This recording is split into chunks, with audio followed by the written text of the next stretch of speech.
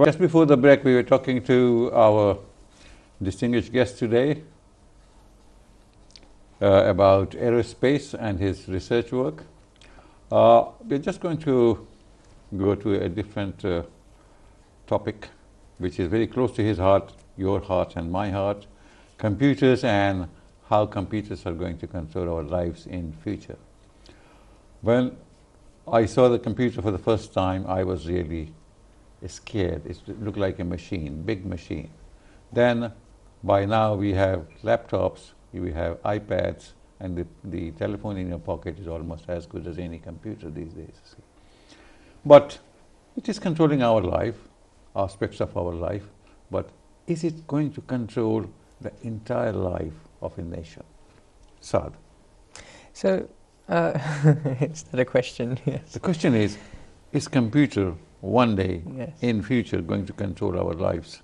Well, there is definitely that possibility, and eventually I think that is going to happen. It's already happening today, if you think about it.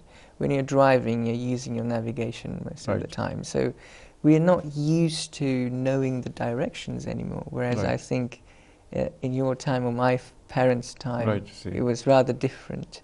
No, here in London, see, we used to have A to Z London. It was like a dictionary, see? Exactly. And we had to plan where we were going. Yes, so But right nowadays we don't do it. We just look at on our phones. Yeah. And again, if you go to the supermarkets, you see those self-service tills. Yes. So those jobs are gone already. Yes.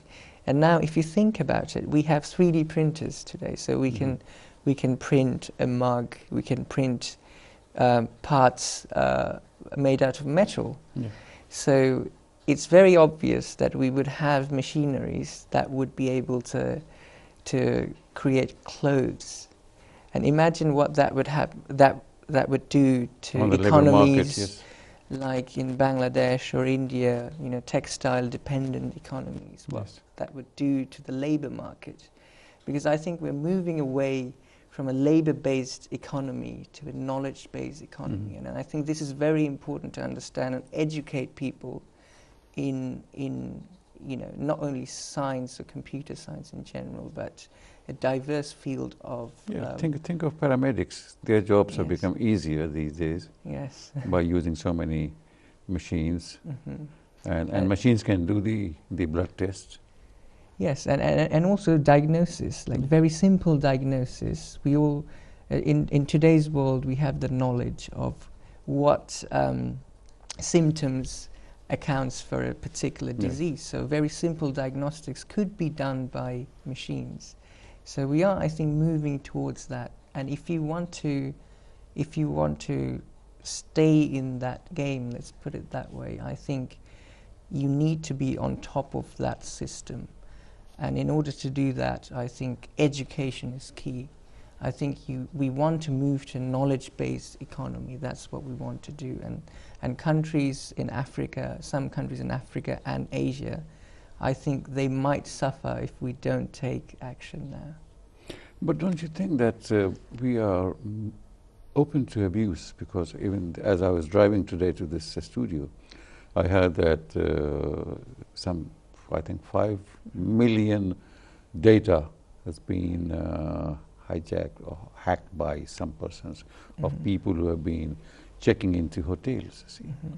Now, it's going to cause a lot of havoc, a lot of trouble. You see, we often hear that the banks have lost these files. You see, they've gone. See. They're not in the right hands, but in the wrong hands. See, they can be this can be exploited. We are very, very careful when we find a bank statement in our name. We try to shed it and then throw it away. But what is the use of this shedding when the data from the bank can be stolen? Yes, that's a very good question, and I think it also has a much larger impact on us. It's not only the banking system, but the whole economic system, because they not only know your details, but also what you do. It's an integrated system. So, so the very system that knows your bank details would also know what you like for breakfast, for example, or where you go to get your groceries, for example. So it is going to have a digital identity of yourself and use that. and we don't know, who would have access to it. And I think that's a big debate, and we can't really predict what's going to happen. But I'm not worried about it. I think as human beings, as a species, I think we started from the African savannah, we're everywhere in the world now. Maybe one day we'll also become a multiplanetary species, and these progress will come, and we will change or evolve accordingly. So I see this as a positive change. I mean, we will always have issues with new technology and new movements, but I think that's what we are. We are explorers of the unknown. True.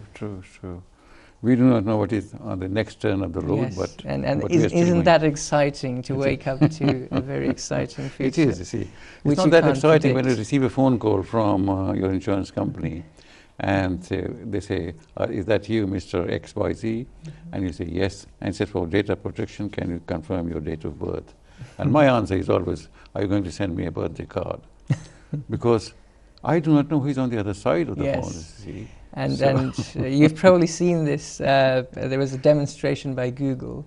So their AI system actually called I think it was a hairdresser or a saloon, and made an appointment, and you wouldn't be able to know that that is a machine.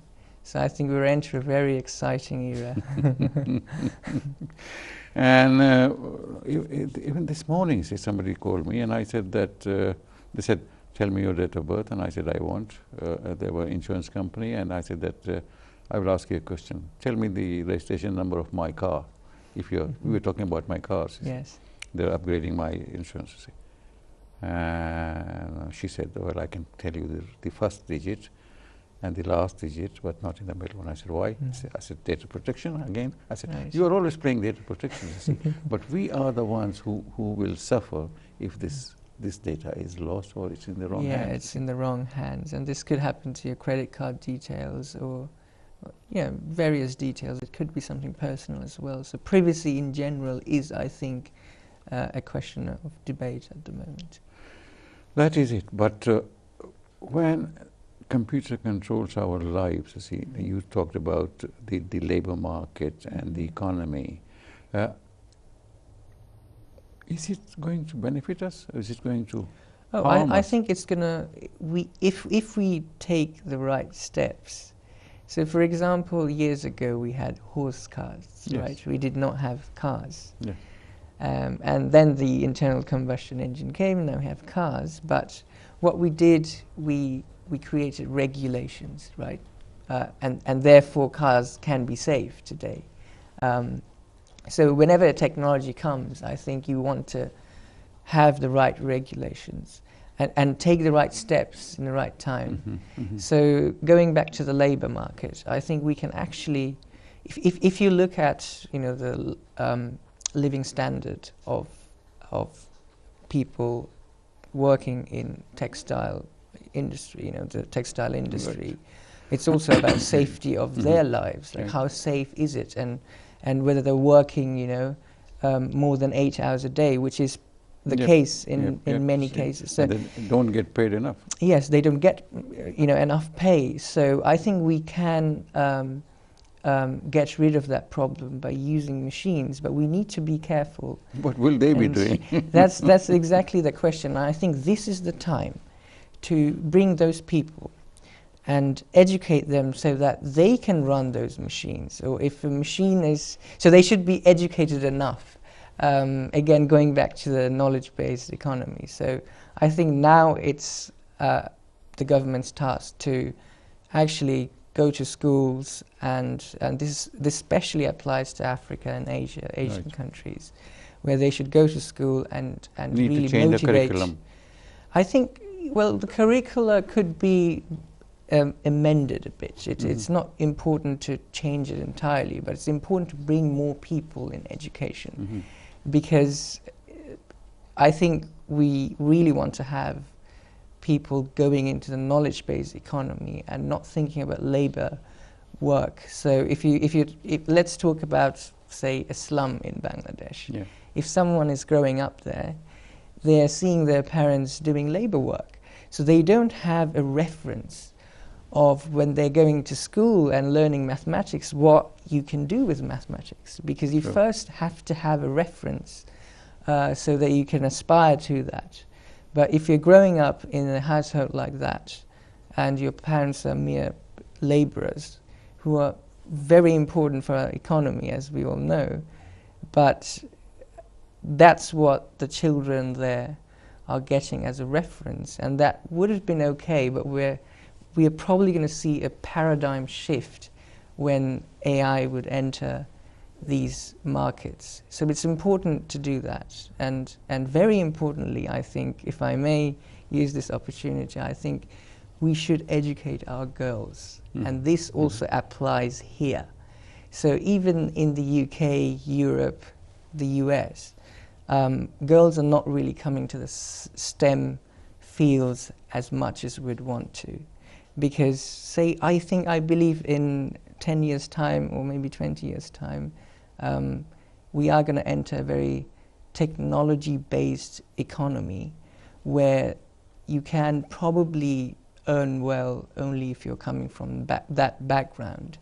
So in that case, girls would be behind and they would not have that financial freedom.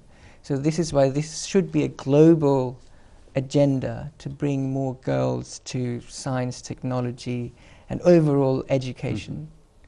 When you say bring more girls, I mean, it means that you have experience that there are a very small number of girls and females in the research and science. Well, in general, yes, but it's about 10 to 20% at max. Depends on the field, and I think it should be a healthy number, like 50% or maybe 40%, when you look at those fields. And it's happening, but I'd like to see a much, faster. It's happening change. here, but how long will it take to happen this back in Bangladesh and India? I think in Bangladesh, I have been to places to promote this, and it's hard because we are always fighting against social norms as well. So I think it will require time, but if you can make this a national agenda, we can do it. Right. So that should be a good idea to let the policymakers understand. Absolutely, this. yes. Mr. Hassan Saad, Ifti, there are people in this world who would like to make a commercial venture of everything. And space travel is not very different from the internal combustion engine that was developed by somebody, and now we all use different forms of it and travel with safety. So you think that obviously God has created so many planets, and there must be, we feel there must be life on other planets, you see, but not life as we know on this earth. Yes. So space travel will be one day a commercial venture, like people will be taking off from here and going to planet X, spending time there. Yes, that is the dream, yes. That is the dream, you see. Yes. And that is the dream you have had when you were a child, when you were watching Thunderbirds. I really want to see us as a multi-planetary species. That's my ultimate dream, to be honest, yes. I think the same concept has also been used in Simpsons from time to time. Yes, Futurama as well. But these things do come true. I mean, yes, they don't happen like. I think these dreams, only because we can dream, we do these things. Like if you look into the fact of flying, the Wright brothers, they did not use very sophisticated science.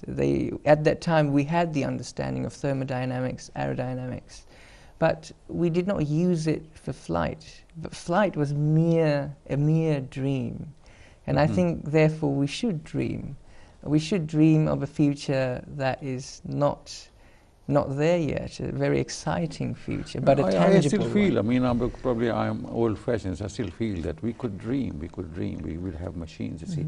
But I keep thinking about what will be the impact of these machines on our lives, you see.